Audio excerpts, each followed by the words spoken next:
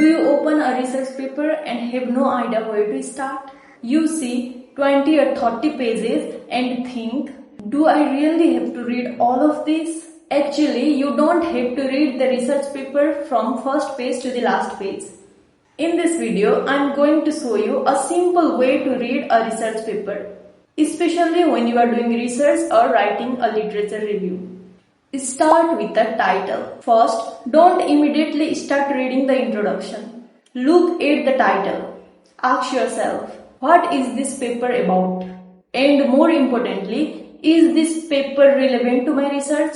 For example, if your research is about women's mobility, a paper titled Women's Mobility and Family Restriction in Rural Nepal is obviously more relevant to your research than a paper about women's employment. Second, read the abstract. If the paper looks relevant, go directly to the abstract. The abstract is basically a summary of the whole study. From the abstract, try to identify 4 things. What did they study? Why did they study it? How did they study? And what did they find? You don't have to understand every sentence perfectly at this stage. Your goal is simply to decide, is this paper worth reading in detail? Next, look for the research objectives or research questions. This is very important because it tells you what exactly researcher wanted to find out. Sometimes, after reading several pages of introduction, you can actually forget what the study is trying to address. So, checking the objective helps you to understand the direction of entire paper. Now, look at the methodology. You don't necessarily need to read every methodological detail at first. Just try to understand who participated in the study, where was the study conducted, how was the data collected, and was it qualitative, quantitative or mixed method. This is important because 2 studies may discuss the same topic but use completely different methods. Fifth, go to the findings.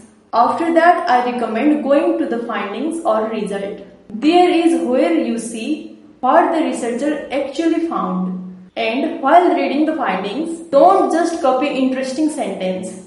Ask yourself, what is the main finding of this study? Is this finding similar to or different from what other researchers have found? These questions will become very useful when you write your literature review. Number 6. Then read the discussion. Once you understand the finding, go to the discussion section. This is where the researcher explains what those findings actually mean, explain why something happened, or discuss something unexpected. They may compare their findings with previous studies. And honestly, this section can help you understand the research paper much better because the researcher is basically telling you how they interpret their own findings. Don't ignore unexpected findings. If the researcher found something that they didn't expect, don't skip over it. Unexpected finding can actually be very interesting. They may show a contradiction, raise a new question, or even point toward a research gap. So, when you are reading, don't only look for information that supports what you already think. And finally, look at the references. If you find a paper that is highly relevant to your topic, check which studies it has cited. You may find several other useful papers there. This is one of the easiest way to expand your literature search.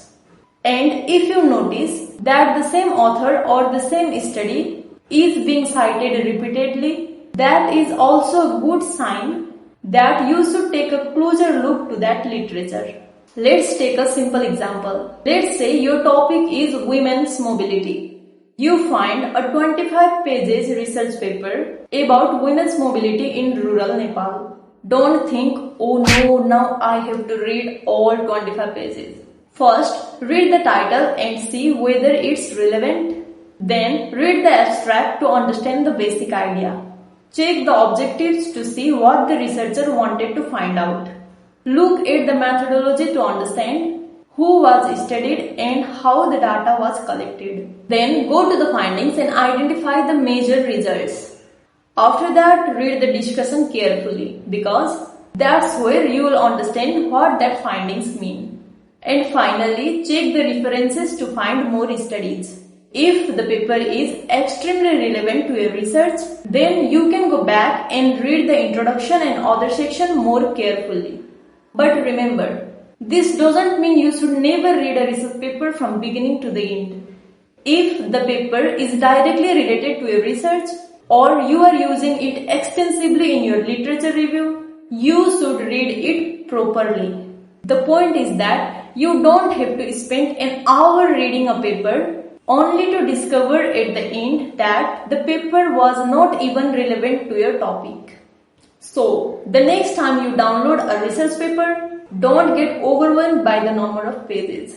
Start with title, abstract, objectives, methodology, findings, discussion, and references.